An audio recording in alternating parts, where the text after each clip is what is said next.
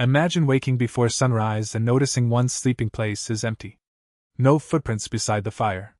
No familiar voice. No explanation. Today, you would reach for a phone, check a location, call the police, and discover that half your panic depends on machines. Ancient humans had none of that. When someone disappeared, the only alarm was absence itself. An absence could mean almost anything. The missing person might be injured, lost, frightened, angry, abducted, hiding, visiting another group, or deliberately leaving forever. The group had to solve a mystery before the mystery became a death. So what did ancient humans actually do? The honest answer is frustrating. Archaeology preserves bones, tools, hearths, and footprints. It almost never preserves the moment people realize someone had not returned.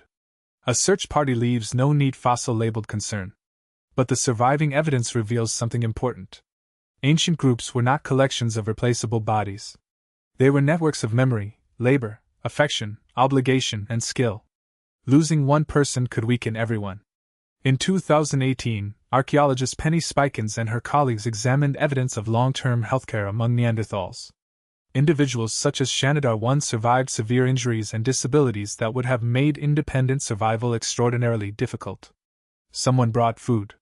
Someone adjusted movement. Someone kept helping long after the emergency stopped being convenient. That changes the premise. A group willing to support an injured member for years probably did not shrug when a healthy member vanished before dinner. Their first response was likely not a dramatic sprint into the darkness. It was reconstruction. Who saw the person last? What were they carrying? Were they upset? Which direction did they normally travel? Had they mentioned water, relatives, a familiar shelter, or a nearby gathering place? This was not paperwork.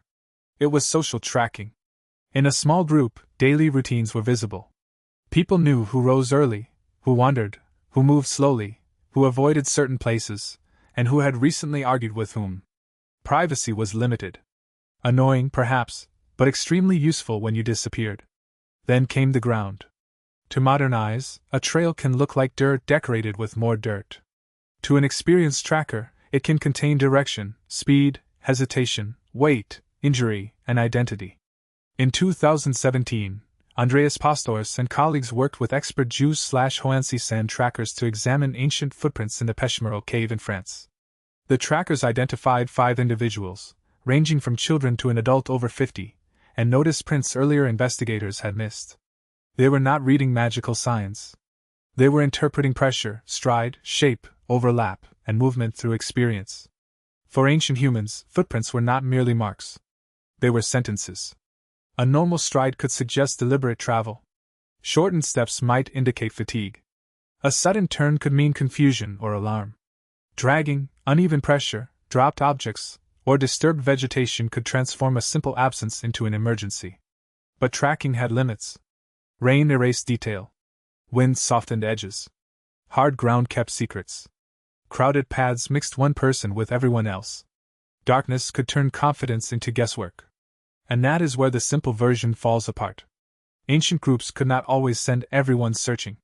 Leaving camp exposed children, older people, stored food, fire, and essential tools.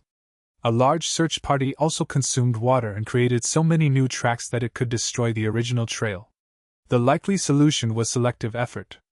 The group also had to decide when concern became alarm. Returning late once was not the same as breaking a dependable routine. Age mattered. Weather mattered. Physical condition mattered. So did whether the missing person had taken a container, warm covering, tools, or nothing at all. Every absent object narrowed the story. A few capable people followed the strongest route while others remained behind.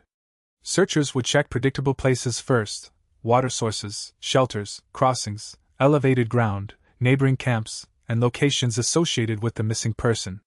They could call, listen, watch for smoke, and search for intentionally placed signs. The exact signals varied across environments and cultures, and many left no archaeological trace. Time changed everything. If the person had been gone briefly, the search could be narrow and practical. A child missing near camp might trigger immediate collective attention because children were both vulnerable and watched by multiple caregivers. An experienced adult absent along a familiar route might be given more time. If night arrived, temperature, terrain, and local danger raised the stakes. If the trail showed injury, the group might prepare to carry someone back.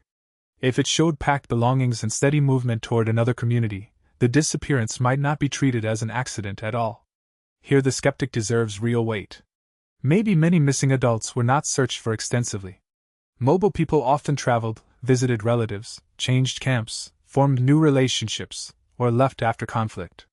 A person could disappear because they wanted distance. Searching too long could risk several lives for someone who had chosen not to return. And archaeology cannot tell us how hard any particular group tried. Evidence of care does not prove universal kindness. Cooperation existed beside rivalry, resentment, fear, punishment, and abandonment. A valuable elder might trigger a major effort. A suspected offender might not. A lost child would create different urgency than an adult who departed after a public argument. Ancient humanity was not one culture with one missing person policy. Still, these groups were rarely as isolated as the popular image suggests.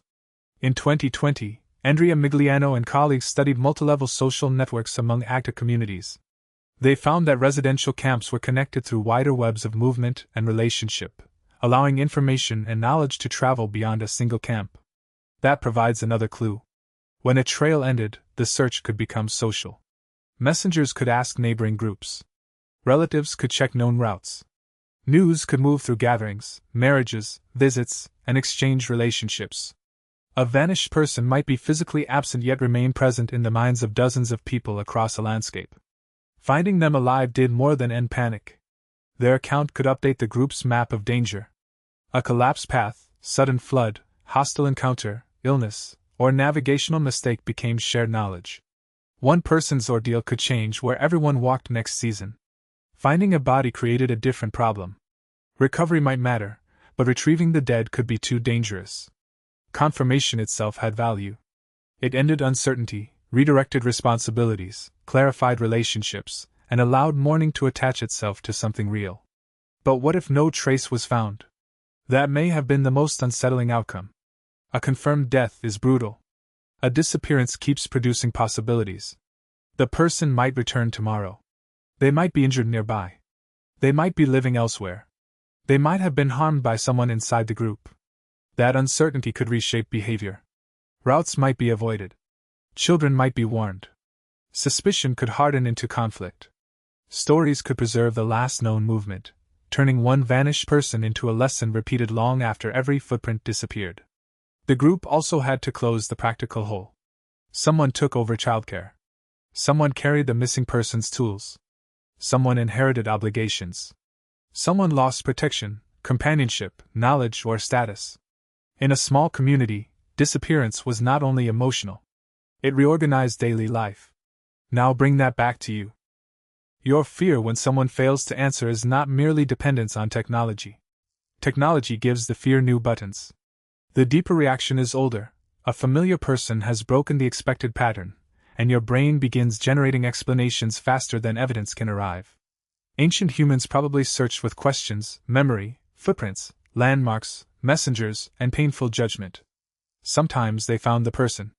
Sometimes they found proof. Sometimes they found nothing and carried the absence forward.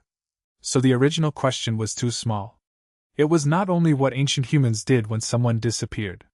It was how a group survived the sudden appearance of an empty place where a person used to be. And the first search may have begun with silence beside the fire.